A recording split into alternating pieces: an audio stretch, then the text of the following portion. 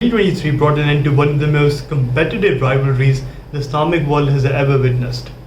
On March 10, Riyadh and Tehran agreed to re-establish their diplomatic ties and reopen their embassies within 2 months, and also reactivate the 2001 Security Cooperation Accord. So basically, this rivalry originally dates back to 1979, back when the Islamic Revolution toppled toppled the Iranian monarchy and placed a theocratic government in power. For further information, check out my first video to get to know more. However, the ties officially broke down in 2016 when Saudi Arabia executed a main Shia leader alongside 46 others days earlier. This sparked a major reaction in Iran, where the protesters stormed the Saudi embassy in Tehran, putting it on fire. The Iranian government has also condemned the execution of Shia cleric. Since 2000, Iran and Saudi Arabia have been involved in a proxy war against each other throughout the Middle East. Iran supports Shia. Iran, being a Shia majority state, supports Shia militia, while Saudi Arabia, being a Sunni majority state, supports Sunni militias across the region, and both are responsible for the destruction of Middle East, specifically Iraq, Yemen, and Syria. Well, today Iran holds a great amount of influence on Iraq. It has been successful in keeping the Syrian dictator Bashar al-Assad in power, and it supports the Houthi rebels. And it supports the Houthi rebels in Yemen, who have taken over the capital as well. On the other hand, Saudi Arabia leads a coalition against these Houthi rebels in Yemen. In 2011, Saudi Arabia, during the Arab Spring, sent in troops in Bahrain in order to crush the pro-democracy movement. That crackdown was successful, and Bahrain today is still a constitutional monarchy. In 2017, Saudi Arabia placed an intense amount of pressure on the Lebanese Prime Minister, who had failed to ouster Hezbollah from Lebanon. Now, Hezbollah too is a Shia military political organization which is supported by Iran as well. Hezbollah then supports Hamas, which is an armed resistance against Israeli occupation in Palestine. But let us go back in time a little bit. In 2006, Saudi Arabia secretly approved the incursion of Israeli forces in Lebanon during the Lebanese civil war. So this explains the US-Israel nexus, which has been working in secretly supporting the Kingdom of Saudi Arabia to oppose Iran in the Middle East.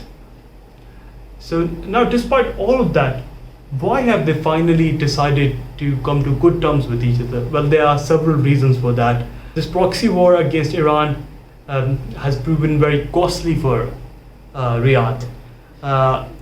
In 2019, Houthi rebels conducted cross-border airstrikes in Jeddah, putting the Saudi oil refinery on fire. The Houthi rebels in Yemen have also carried out further airstrikes and drone strikes in Saudi Arabia as well, putting a lot of property on harm.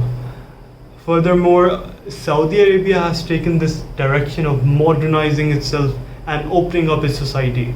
Within this modernization, Saudi Arabia is working on a new infrastructure project known as Project Neom, which will be a brand new city built from the ground up and will not feature the same strict Sharia law applied in the mainland Saudi Arabia. On the other hand, in the first time in the kingdom's history, concerts have taken place in Riyadh, where Bollywood celebrities have been invited, and Hollywood celebrities as well, being a part of their music, entertainment, and other mega festivals. But for all of this modernization and progression to work seamlessly and successfully, Riyadh realizes that a peace within the region is necessary. Therefore, the restoration of ties with Iran was compulsory. But obviously, this could not have happened if Riyadh hadn't carried out its independent foreign policy, uh, by moving away from Washington. Obviously, Washington would have not allowed this to happen. So that's the case for Saudi Arabia. But let's come towards the benefits that Iran will get, or why Iran has its relations with Riyadh. Well, Iran wants to move away from isolation. It's been a sanctioned country for too long. So, good relations with Saudi Arabia would be its first step in moving towards moving away from isolation. More connectivity will reduce the impact of sanctions on Iran. Furthermore, Iran originally faced two threats in the Middle East, more like the two pillars of United States in the Middle East, Saudi Arabia and Israel.